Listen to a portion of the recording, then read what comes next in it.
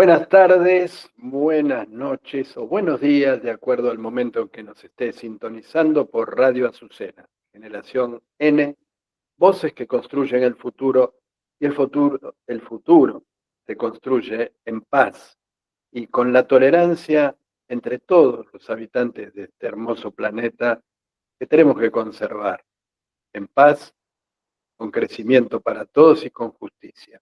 Por eso hoy entrevistamos a un hombre de Dios, al Sheikh Mohsen Ali.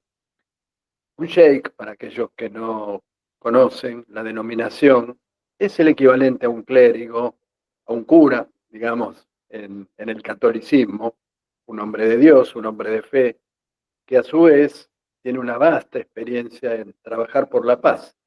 Tal es así que ha sido nombrado por las Naciones Unidas, por UNESCO, como mensajero de la paz. Pero esto nos lo va a contar él. Mohsen, es un placer estar en contacto con vos en estos momentos, muy especialmente. Salam aleikum, Juan, que la paz sea contigo, con todos los que están viendo y escuchando nuestros momentos. Te está hablando un argentino, hijo de un porteño y de una tucumana, nieto de una genovesa y de un árabe sirio, que él fue el que nos transmitió. Él emigró muy tempranito, a inicios del siglo XX hacia nuestro país, vino siendo un muchachito con 15 años, pero traía todo un acervo cultural que supo transmitir a sus hijos y así por generaciones. Y bueno, me tocó estudiar teología desde joven, emprender este camino, y hoy ser sheikh, director de la Casa para la Difusión del Islam. Me diste un título al cual yo aspiro algún día acceder y que me lo conceda Dios, que es hombre de Dios. Todavía estamos muy lejos, ¿no? Tenemos mucha sangre mezclada con la carne y aunque el espíritu está pronto, la carne es débil, decía Jesús. Pero sí, tenemos anhelo de trabajar por la paz, como dijiste. Y la paz, en primer lugar, hay que aclararlo bien de movida, es hija de la justicia. Por eso tanto en la Biblia, en los Antiguos Testamentos, en la Torá y en el Corán se hace tanto hincapié en la justicia. Son numerosos los pasajes del Corán donde Dios habla de justicia, porque donde hay ausencia de justicia es imposible la paz.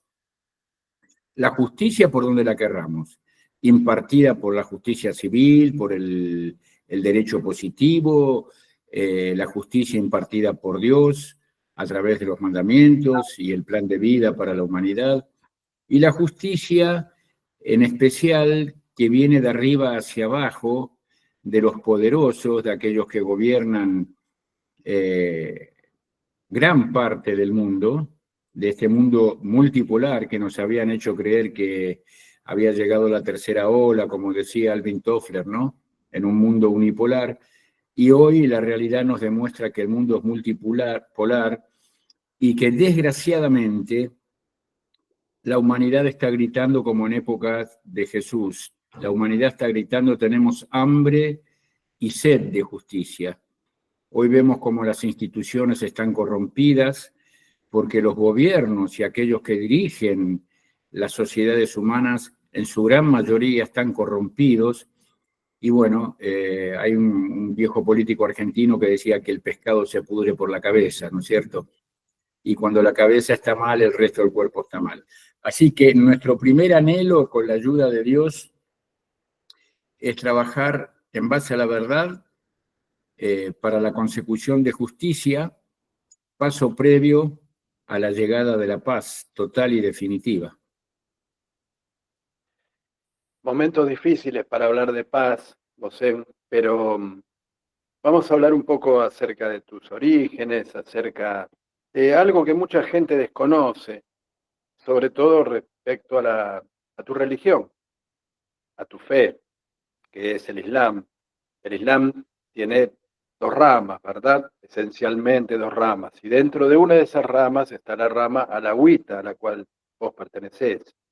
Contanos un poco acerca de esa rama del Islam y cuáles son las diferencias o los puntos de contacto entre esas ramas de esta religión que es, dentro de muy poco, mayoritaria en el mundo. Sí, hoy más de un 20% de la especie humana practica el Islam, ¿sí? El Islam no es otra cosa que el sometimiento voluntario a través del intelecto, de la fe y del sentimiento a la voluntad divina, lo que interpretamos como voluntad divina, y el acceso a la complacencia de Dios, nuestro Creador. Y antes que nada, antes de hablar de estos temas que estás proponiendo, contarles a la gente que el acceso al paraíso, el acceso al beneplácito de Dios no se obtiene si no es sirviendo al prójimo. Por eso los profetas, con Jesús, inclusive, por supuesto, enseñaban tanto el amor al prójimo, ¿no es cierto? Hubo grandes discípulos del profeta Muhammad, conocido como Mahoma, y del mismo profeta Muhammad, sobre todos ellos la bendición de Dios y la paz, que decían no se entra al paraíso si no es a través del servicio al prójimo. Como bien decías, el Islam es para nosotros está llamada a ser la religión del fin de los tiempos, ¿sí? La humanidad va a terminar siendo islámica, así está explicitado en las escrituras, especialmente en el Corán, y va a llegar una época en que la humanidad tome conciencia y sea toda musulmana. Pero no musulmana, hay que traducir el sentido de la palabra Islam. Una persona que no daña, que cree en Dios, que no daña a nadie, que hace el bien a los demás, que quiere vivir en paz, que no joroba al vecino, que es justo consigo mismo, con sus hijos, con su esposa, con su país, es un musulmán, aunque se llame a sí mismo con otro nombre. De hecho, Jesús nunca dijo soy cristiano, ni Moisés se llamó, o Abraham se llamaron a sí mismos judíos, ¿no es cierto? Ellos pusieron en práctica la voluntad de Dios a través del cumplimiento de los mandamientos y de la guía de las comunidades a las cuales dirigían. En ese sentido, según el Corán, todos los profetas, desde Adán hasta el profeta Muhammad, todos fueron musulmanes, es decir, conscientemente sometidos a la voluntad de Dios, la cual ponían en práctica y enseñaban a cada pueblo los ritos de cómo llevarla a cabo. Dicho esto, sí, en el Islam hay dos grupos. Unos son nuestros hermanos sunitas. Cuando digo hermanos, viste que las religiones a veces se separan y entre una facción y otra dicen, sí, somos todos hermanos, pero por dentro hay no solamente disensos, sino que hay broncas, incluso insultos a veces y se matan por ello. Yo lo digo con mi fe puesta en Dios y con total honestidad, mis amados, queridos hermanos sunitas, mis queridos y amados hermanos chiitas conforman los dos grupos mayoritarios del Islam. Religión, por otra parte, que hay que aclarar, no es patrimonio de los árabes, como dijimos, es patrimonio de la humanidad. De hecho, los pueblos árabes conforman solo el 17% del Islam. El país con más musulmanes en el mundo no es árabe, de hecho es Indonesia, para que te des una idea, ¿no es cierto? Y bueno, y dentro del grupo de los musulmanes chiitas existen también varias escuelas jurídicas de interpretación, entre ellas la alauita, a la que yo pertenezco, y de la cual me siento cada vez más plenamente chiita, porque es dentro del chiismo, somos chiitas, y lo que voy a decir se puede entender mucho mejor hoy que hace 20 años atrás, por ejemplo, o 100 años o 150 años atrás.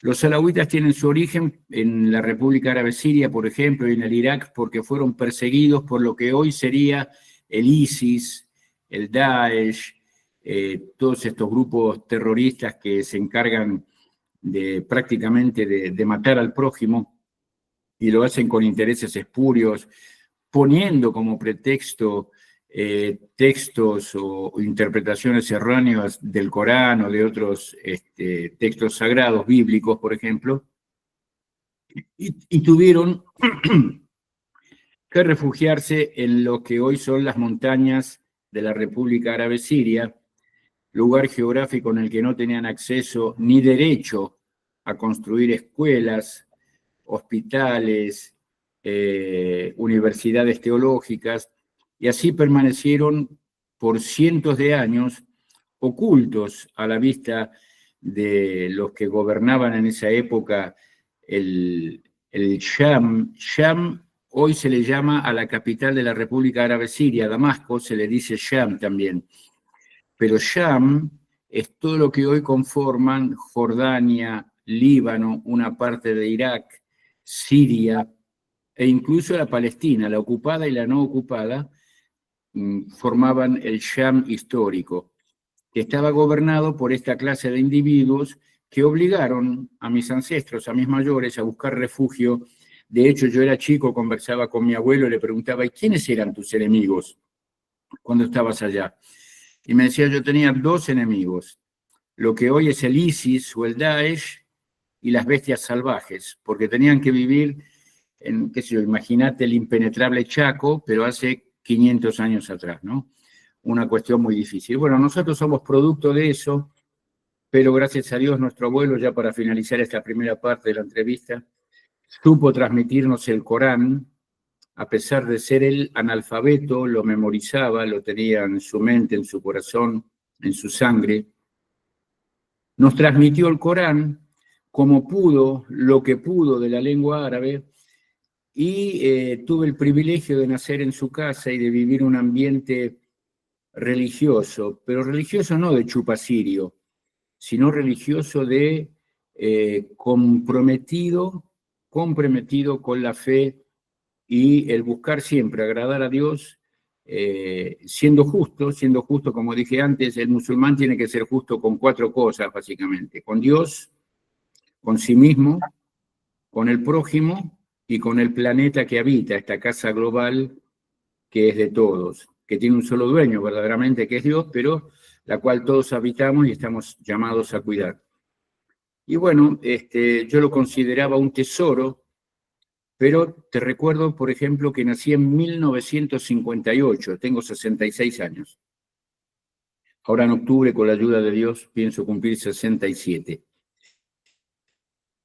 Hoy se sabe tan poco del Islam, de hecho podríamos haber obviado todo esto si hubiese conocimiento del Islam, de los grupos que lo componen.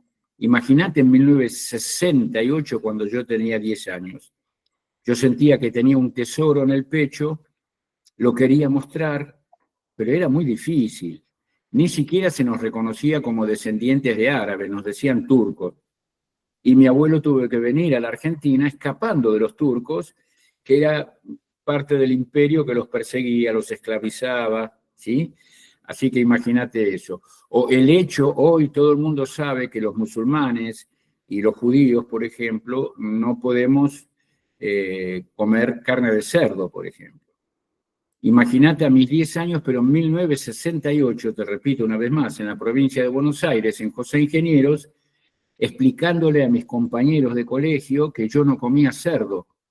Entonces me enviaban a un cumpleaños de un amiguito del colegio y yo decía, no, me hace mal, no puedo. Ponía excusas, pero adentro mío sentía que tenía ese tesoro para compartir. ¿Por qué hablo de tesoro? Porque mi abuelo me enseñaba diciendo esto, mirá qué maravilla.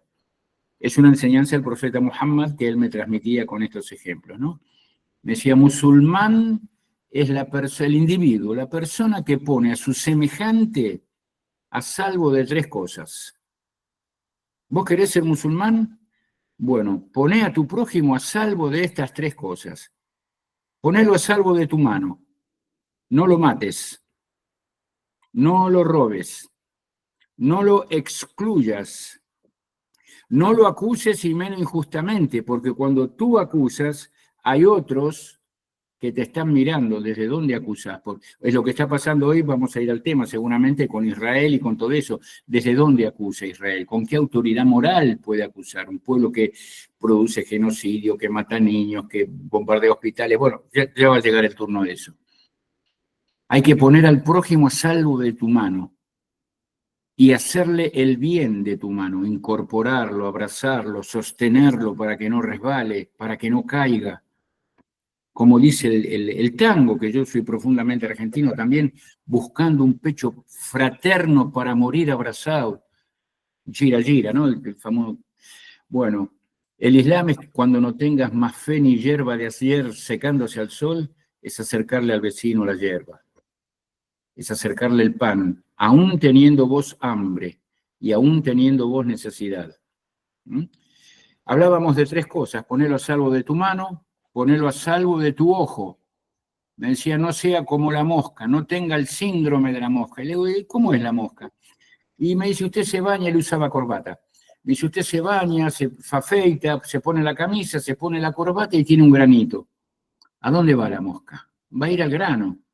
Usted no tiene que ser así, me decía. Usted tiene que mirar la parte buena, ¿sí? Potenciar el bien, ponderarlo, mostrarlo, incentivarlo.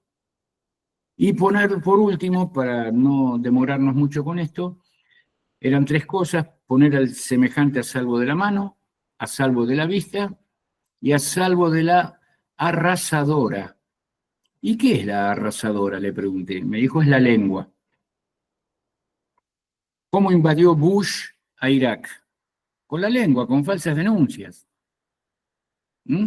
Un ejemplo de los tantos que tiene la historia. ¿Qué está pasando hoy en nuestro país? ¿Qué pasa hoy en el Oriente Medio? Bueno, la lengua. No hablar del prójimo excepto lo bueno. Y si hablar, hablar con justicia y únicamente ante la necesidad de que la verdad quede expuesta. Una de las cosas que tenemos en el Islam, una de las súplicas más famosas del profeta Muhammad es: Dios mío, muéstrame la verdad para reconocerla, seguirla y adaptarla. Y muéstrame la mentira para reconocerla y apartarla, combatirla. Todo esto, con la única condición de ser creyente en Dios. Uno, qué sé yo, la computadora me está hablando a mí en estos momentos. Yo tengo plástico, tengo silicio, tengo hierro en la computadora y no se fabricó sola. La computadora me está gritando que hay alguien que la preparó y tiene un fin, una finalidad. ¿Querés un ejemplo más sencillo? Una silla. Una silla puede tener plástico, hierro, madera, cuero, ¿sí? Pero tiene una forma y una finalidad para la cual fue creada. Pero solo se convierte en silla cuando alguien se sienta en ella, cuando cumple con su cometido. Ahí es silla realmente. Bueno, entonces nosotros, aparte de hablar de todo eso, por eso te decía lo de la aspiración a ser hombre de Dios, con la ayuda de Dios, algún día que Él nos dé ese título. La aspiración es en base al conocimiento y a las enseñanzas de los profetas, esos grandes maestros que tuvo la humanidad, poder construir la sociedad humana que todos nos merecemos e interiormente queremos y anhelamos. Eso es el Islam. Hablando de la verdad, Mosén, ayer mismo hicimos un vivo en YouTube tratando de desenmascarar 12 mentiras que circulan en Occidente, especialmente acerca de la guerra o de este conflicto que está en ciernes y que esperemos que llegue pacíficamente a una solución buena para todos, y buena significa con justicia. Una de las grandes mentiras que proliferan en Occidente es la cuestión del plan nuclear armamentista, supuestamente, de la República Islámica del Irán, cosa que está más que demostrado a través de los hechos políticos que no es así. ¿Por qué te parece que hay desde Occidente esta visión tan distorsionada respecto a hechos que son contundentes? Hay infecciones, hay todo tipo de predisposición a que se supervisen las instalaciones con todo el derecho que tiene una república, cual fuera, así fuera católica, hinduista o agnóstica, de tener su propio desarrollo nuclear pacífico, como tenemos en Argentina, como tenemos en muchas partes del mundo, casi todas partes del mundo, porque Irán no puede tener un desarrollo pacífico y se lo demoniza. ¿Por qué cuestión tenemos esta mentira instalada en el mundo que da paso a la posibilidad de esta guerra, de estos ataques? Bueno, Bismillah ar-Rahman ar-Rahim, invoco el nombre de Dios para que me guíen la respuesta. Hay múltiples factores. Yo soy de los que piensan que la Tercera Guerra Mundial está en curso, no a partir del 7 de octubre, sino que está en curso desde el fin de la Segunda prácticamente, y uno de los primeros indicios que tenemos es la creación del Estado ficticio de Israel, que utiliza justamente la mentira para demonizar a lo que él considera sus enemigos o sus enemigos. Entre estos destaca especialmente, hoy se está empleando el mismo argumento falaz, la misma mentira que se empleó contra Saddam Hussein, por ejemplo, en el Irak, ¿sí? La misma mentira que se empleó contra Gaddafi. Saddam Hussein no tenía armas de destrucción masiva. Lo que fue y le dijo a Estados Unidos, pagame el costo de la guerra que yo le inicié a Irán en tu nombre. Después de 8 años de guerra, con 1 millón de muertos, ¿sí? Quiero la guita del petróleo que te llevaste de acá, quiero la guita de los armamentos que tuve que utilizar. Saddam Hussein peleó la guerra de Occidente contra la República Islámica del Irán, a la que combatieron desde su inicio, desde su triunfo, desde su creación, con el Ayatollah Khomeini a la cabeza. Recordemos que, por ejemplo, cuando ni bien asume el imán Khomeini, que la misericordia de Allah sea con él, en el mismo edificio que funcionaba la embajada de Israel en Persia, en Irán, hoy República Islámica del Irán, allí en ese mismo edificio puso la embajada de Palestina y cerró la de Israel, por ejemplo. Lo tomaron como enemigo, obviamente, pero eso sería en la parte política, uno de los miles de detalles en la parte política. En la parte económica, que es la que más interesa a estos depredadores de la especie humana con los cuales se está enfrentando hoy la República Islámica, es la economía. Irán había tenido un primer ministro llamado Mossadegh, que había nacionalizado el petróleo. Bueno, vuelven a instalar la British, Exxon, Chevron, la Total francesa, las compañías más grandes de petróleo del mundo, lo sacan del poder, le crean un golpe, lo vuelven a instalar al Shah Reza Pahlavi, que les da pase y sírvase, ¿no es cierto? Hagan lo que quieran. A nadie le importaba el destino de Irán. Te digo que Irán en 1979, este país que hoy tiene misiles Soleimani hipersónicos que pueden cambiar de dirección mientras están viajando, que son, no los puede detener la famosa cúpula de hierro que ha hecho convertido en un paraguas agujereado. Esa misma república que hoy produce, entre tantas otras cosas, como la energía atómica con fines pacíficos, por ejemplo, la energía nuclear, tenía más del 65% del pueblo analfabeto, pero nadie habla de eso. Yo por primera vez visité la República Islámica del Irán en 1998. Tuve la oportunidad de estar 16 veces allí. Bueno, vos sos testigo, hace pocos días que regresé, 3 días antes del ataque, sin tener noticias de que iba a ocurrir eso, obviamente. Fui por un programa de estudios, por un programa de visitas, por una serie de conferencias allí. Y en 1998 paraba en la casa de un argentino que estudiaba y veía que la gente en la ciudad de Qom, que es un desierto, tenía las paredes de la casa, la pared exterior de la casa, de color claro, y había pintado árboles. Había mucho verde, pero eran pinturas en las paredes, eran como graffiti. Entonces le digo, che, ¿por qué pintan tantos árboles, tanto color verde? Y me dicen, ¿te das cuenta que estos desiertos no hay una planta, no hay nada? 1998. Yo me comprometo ahora cuando terminemos a mandarte una de las filmaciones que tomé. Lo han convertido en un vergel en base a la ciencia, en base a la instrucción, a la educación, en base al servicio al prójimo del cual hablábamos en un comienzo, han convertido el desierto en un vergel, jardines, parques, bosques, carreteras, construcciones. A mí me duele yo soy muy argentino, más de lo que muchos piensan inclusive. Y yo me ponía triste, me ponía contento por ver la sociedad que habían construido, pero yo te puedo asegurar que Argentina tendría que crecer a un ritmo del 10% anual durante 20 años y la República Islámica detener su crecimiento para que nosotros los alcancemos, por ejemplo. Para alcanzarlos, no superarlos. Bueno, esta misma República Islámica ha sido tomada como enemigo por su desarrollo científico, su desarrollo tecnológico, su soberanía económica y política. Se toman las decisiones en base a las conveniencias naturales que el derecho divino y el derecho internacional otorgan a cualquier país, ¿sí?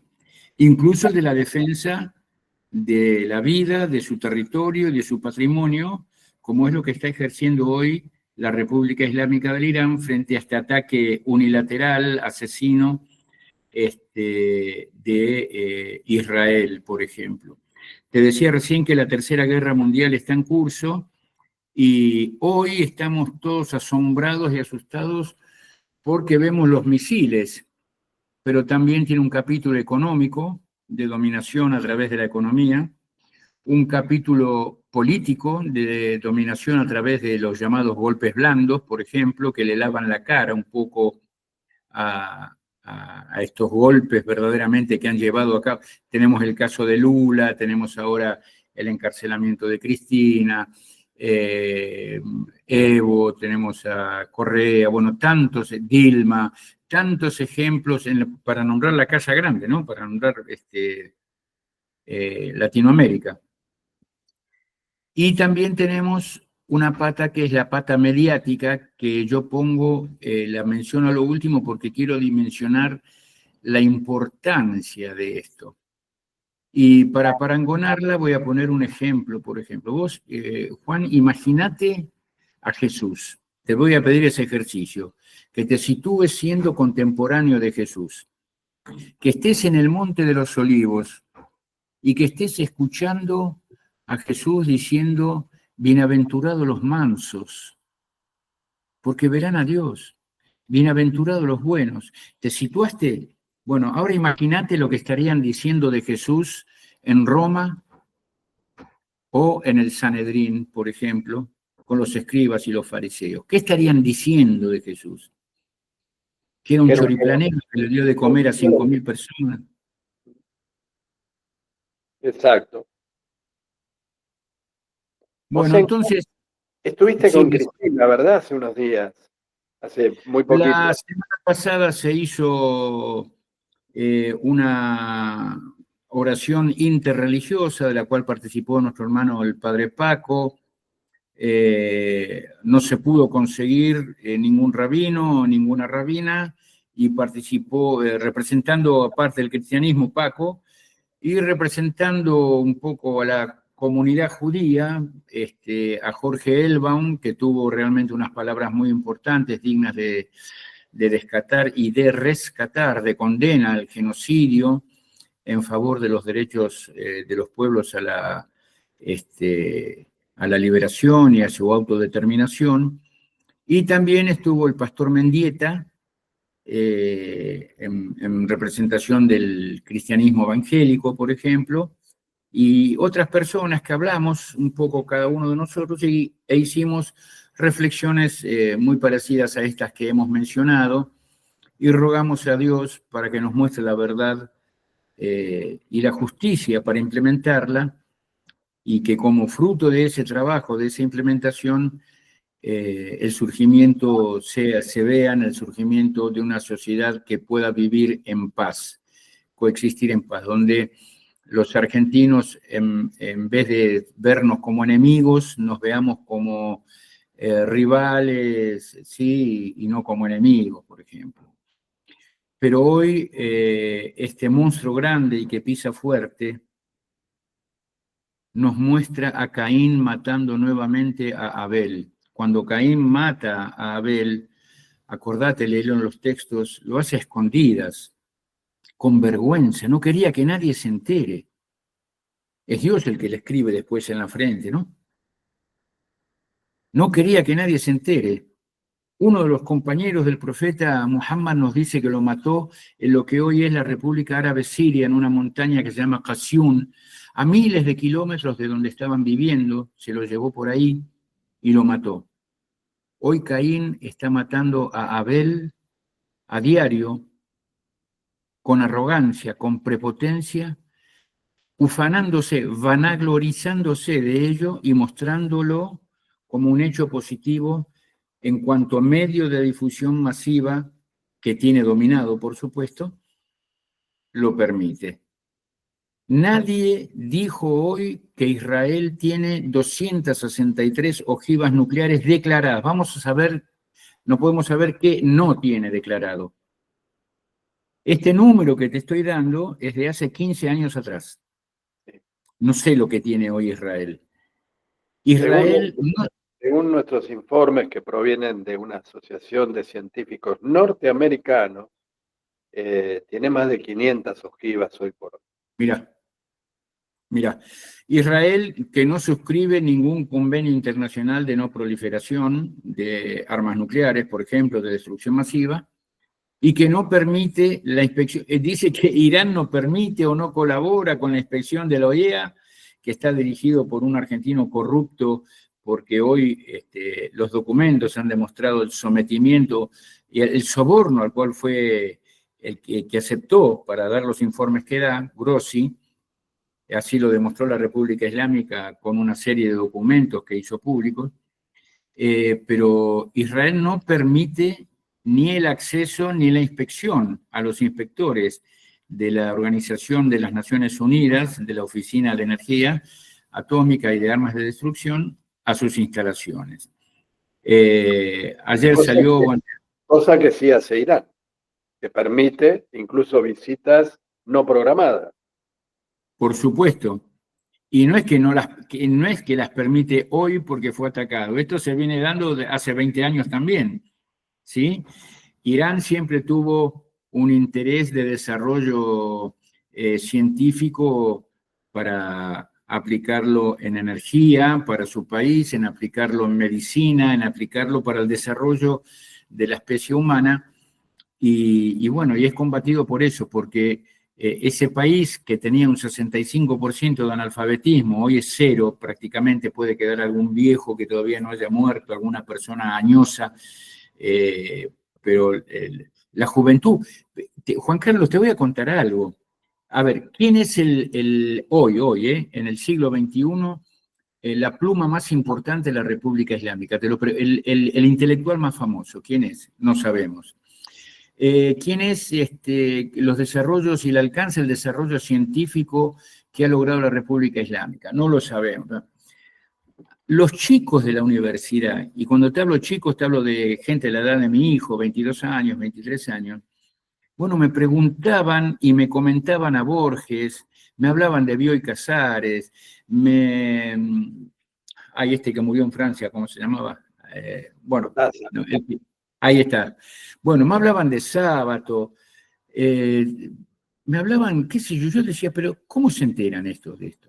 Y después ahí vamos a Latinoamérica y me hablaban de 100 años de soledad, y bueno, y yo decía, pero ¿cómo puede ser que nuestra juventud no sepa qué es lo que pasa y ellos estén tan informados y tan interesados? Políglotas, porque son chicos que no solamente hablan persa e inglés, hablan también árabe, hablan francés, hablan italiano, hablan alemán. Tiene que ver también con la cantidad de iraníes que hay viviendo en Europa, pero los estudiantes a mí me han dejado una impresión muy positiva y veo una marcada diferencia. Es muy, muy difícil encontrar un joven iraní que no esté en la universidad. Es muy, muy difícil.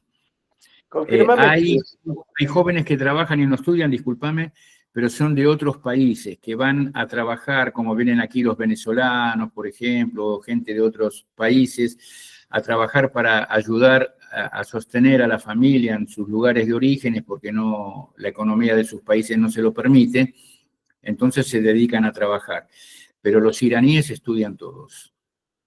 Permitime confirmar esto, Mohsen. En Teherán mismo y en otras localidades de Irán existen sinagogas y templos cristianos que conviven sus fieles, sus feligreses, en perfecta armonía con la comunidad iraní, ¿verdad? ¿Vos te imaginás a un musulmán que por el hecho de ser musulmán tenga derecho a una banca en la Cámara de Diputados en lo que hoy es Israel? Bueno, la República Islámica del Irán tiene reservadas bancas en la Cámara de Diputados para los representantes de la comunidad judía, porque son aproximadamente 25.000, y el número no les da a acceder a una banca por el voto popular. Pero tienen derecho, una vez más, la justicia aplicada para el bien del prójimo. Entonces, como tienen ese derecho, se les otorga voz y voto, ¿sí?, en la Cámara de Diputados, por ejemplo. Hay más de 30 sinagogas. He visitado, en este último viaje, he visitado una sinagoga, por ejemplo, y los iraníes judíos profesan libremente su religión. Y recordemos que no están ahí porque se escaparon del Holocausto. Están desde la época en que Nabucodonosor los expulsa de Babilonia, desde la época de Ciro el Grande, por ejemplo. Están hace 2.500 años aproximadamente instalados en lo que hoy es la República Islámica del Irán, que no solamente los respeta, los reconoce como lo que son, ciudadanos de la República Islámica del Irán, con plenos derechos y las obligaciones pertinentes de cada caso, obviamente. Pero los derechos lo tienen asegurados plenamente y, de hecho, se podrían haber ido de la República Islámica del Irán en el 48, cuando se funda Israel, se podrían haber ido en 1973, se podrían haber ido en el 1967, se podrían haber ido en el 83, cuando comenzaron las intifadas en Palestina, No los convence nadie. Son iraníes que profesan con libertad, son judíos, no son sionistas. Es como el movimiento Naturey Karta, que hoy encabeza una persona que estuvo en Argentina, que yo tuve el gusto, el placer de poder escuchar y aprender de él, un rabino, Weiss, de apellido Weiss, que dice: Israel es un engendro creado por asesinos y que ha secuestrado al judaísmo. Hoy el judaísmo está secuestrado por el sionismo.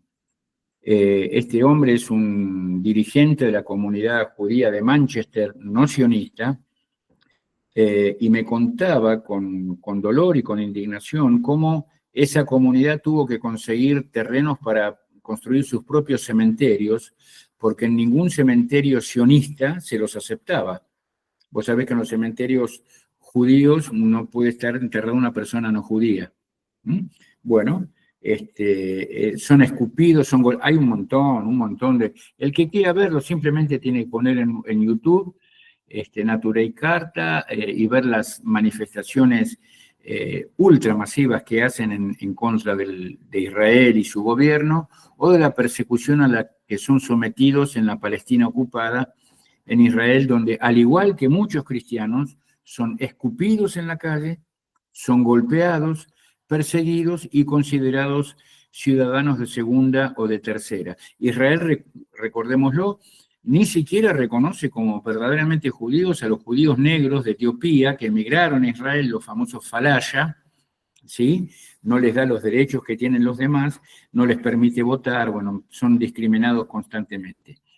Eso, en relación a las creencias dentro del judaísmo y la relación con los cristianos. Imagínate lo que es la relación con los árabes y con los musulmanes, ¿no? Si no, no podrían hacer Yo creo que de tanto repetirla tengo miedo que se vacíe de contenido la palabra genocida y genocidio.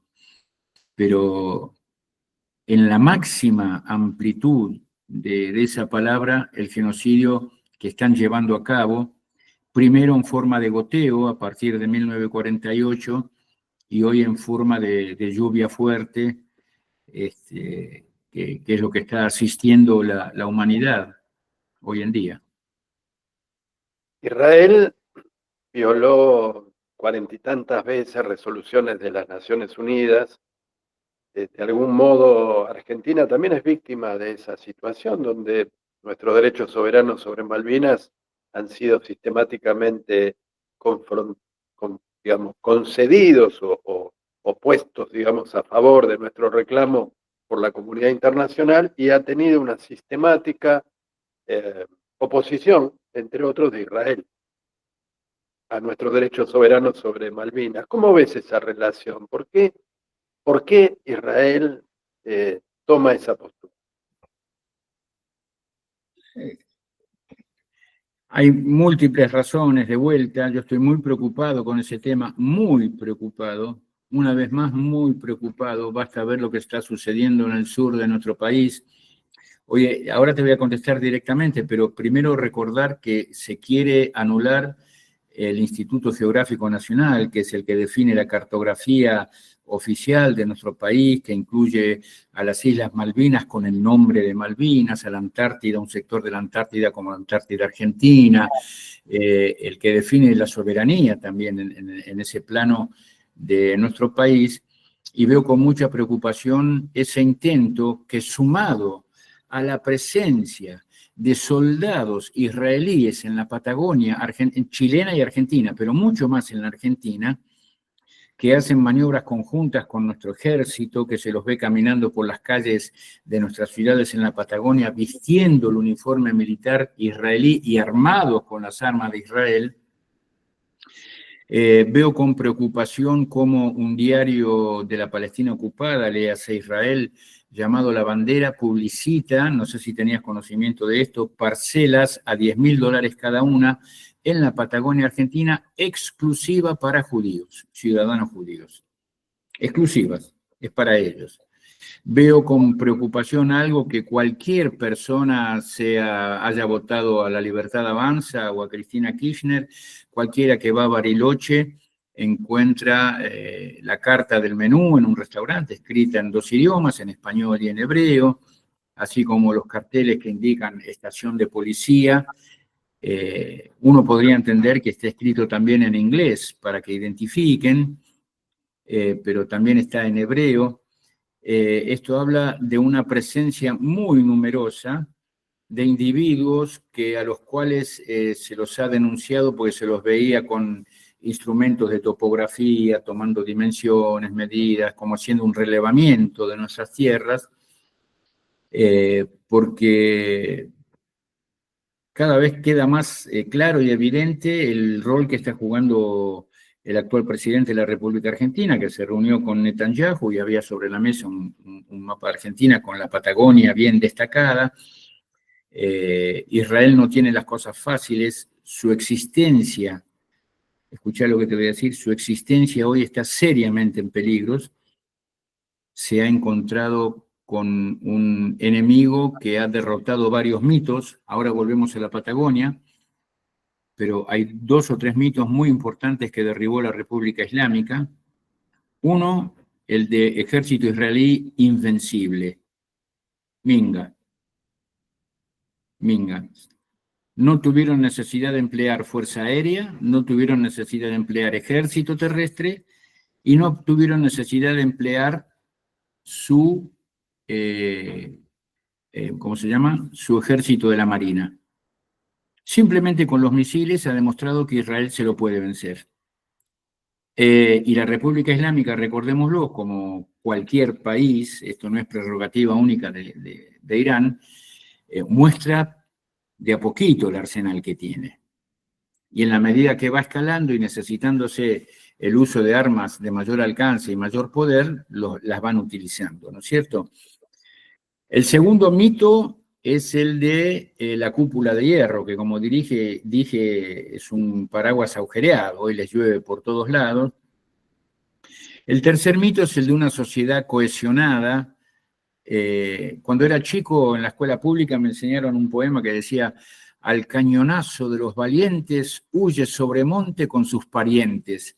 Es decir, ni bien el pueblo se organiza y se resiste, bueno, decenas de miles de judíos abandonando, entre comillas, la tierra prometida. Y hay otro mito que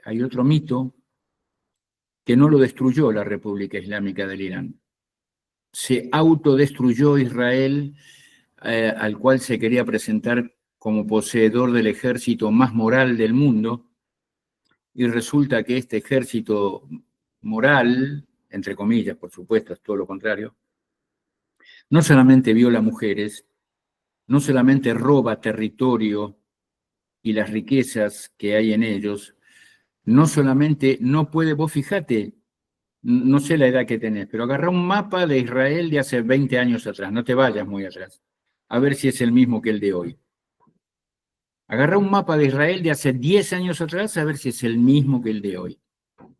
Bueno, ¿Sí? la franja de la bandera, ¿no? El tigre, Claro, ahí está. Ahí está. Pero lo que quería decirte, Juan, es esto. Ese ejército al cual se nos presentaba como el más moral del mundo, ha matado en 1 año y medio a más de 60.000 personas ya. Ese ejército que se presentaba como el más moral del mundo, le prohíbe a los organismos de derechos humanos acercar comida y asistencia al pueblo palestino, los encierra en un solo territorio, los condena a la muerte por inanición, y cuando van a buscar comida, con francotiradores, les matan 100, 200 tipos todos los días. Ese ejército que decía combatir el terrorismo, entre comillas, de Gaza, recordemos que todos los pueblos tienen el derecho de resistir a la avanzada de un ejército invasor, ¿no es cierto? ¿Acaso que fueron los criollos argentinos 1806 y 1807? ¿Qué hicieron? ¿Los recibían con flores, claveles y rosas a los ingleses? No. Bueno,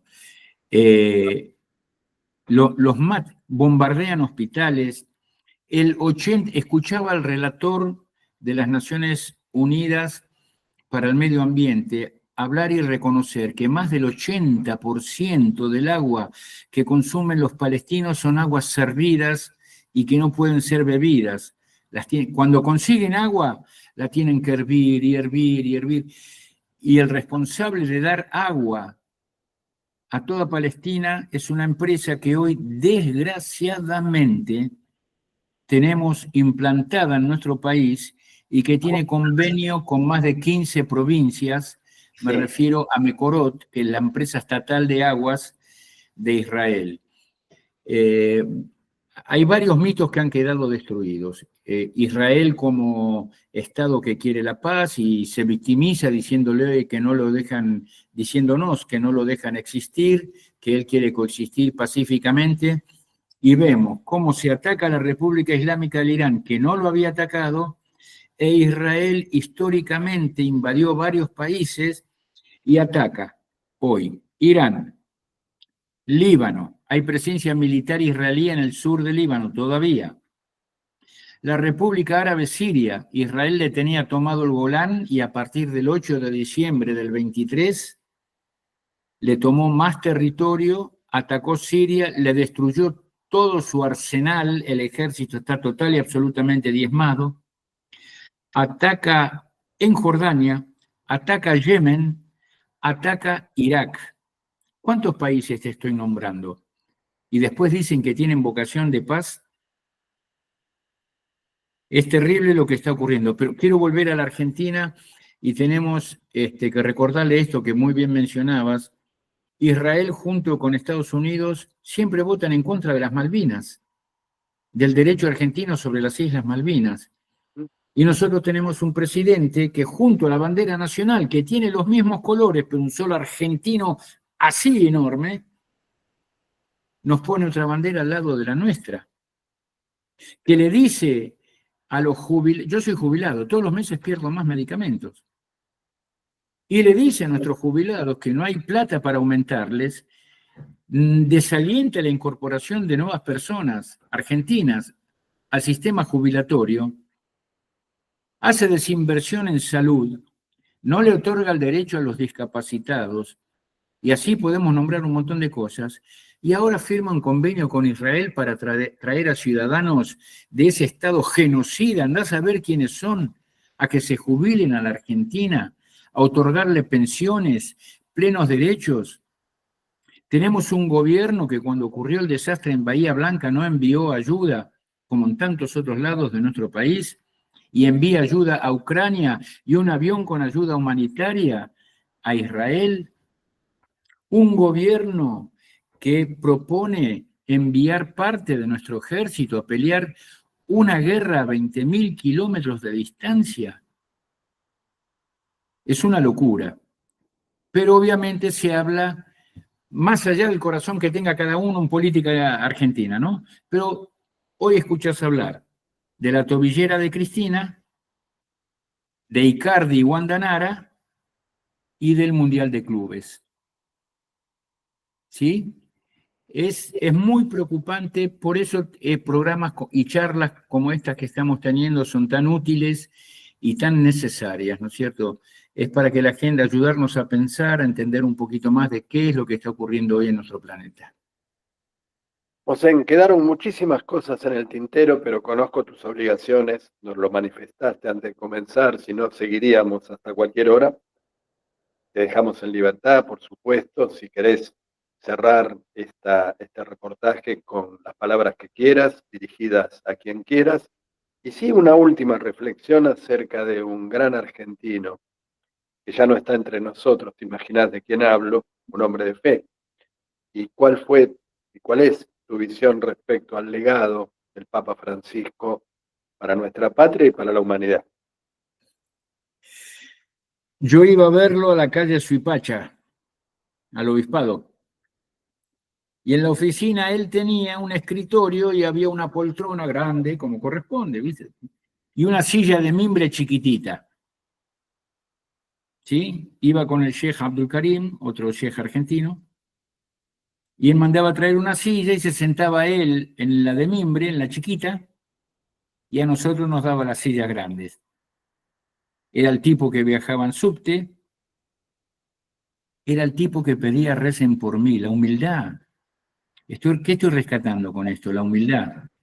Y la humildad es todo lo contrario a la soberbia. Y la soberbia y el matonerío es lo que vos tenés que implementar para imponer tu voluntad, en vez de enseñar con el ejemplo como lo hicieron los grandes profetas y como lo hizo en ese sentido el Papa Francisco, que pocos días antes de morir, hablando de Gaza, dijo: lo que está ocurriendo es una crueldad. ¿Qué cristiano puede ir a rezar tranquilo a la iglesia del Santo Sepulcro? Hoy no podés. Los colonos te putean por la calle, te escupen, te pegan.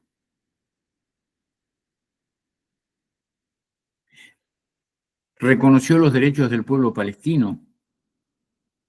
Un hombre que llamó a la justicia social constantemente y que no quiso recibir, excepto cuando estaba obligado por protocolo y después de muchos pedidos de audiencia, a presidentes de distintos países, especialmente de Latinoamérica, de nuestra zona, que tenían políticas contrarias a lo que enseña el Evangelio y a lo que enseña el cristianismo, a lo que enseña la voluntad de Dios que hablábamos al principio en la charla. Fue un gran hombre, ojalá que su legado continúe, sea creciente, y me gustaría cerrar con un párrafo del Corán que ahora me viene a la mente. Dice: Dios le habla al profeta Muhammad y por extensión a los musulmanes, le dice: encontrarás que los más cercanos a los que creen en Allah son aquellos que dicen somos nazarenos, somos cristianos. Esto es porque entre ellos hay hombres que cuando escuchan la palabra de Dios tiemblan, se humillan ante Dios, creen y sus corazones se ablandan. Ojalá que Dios nos cuente entre esas personas. Muchísimas gracias, Mosén. Ha sido muy amable. Y a nuestra audiencia le decimos que no va a ser la última, sino que ha sido la primera de unas entrevistas en las que vamos a tratar de desentrañar muchas de las mentiras, de las falsedades y aclarar muchos puntos que por desconocimiento, por indolencia, a veces por comodidad, los ciudadanos argentinos nos olvidamos de indagar, de conocer, de profundizar.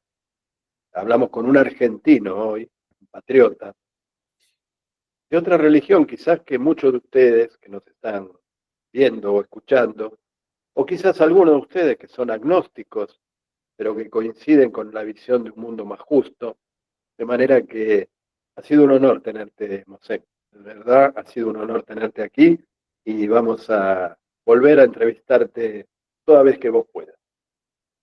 Bienvenidos, que Dios te bendiga a vos y a toda la audiencia. Muchísimas gracias. Hasta siempre. Hasta siempre.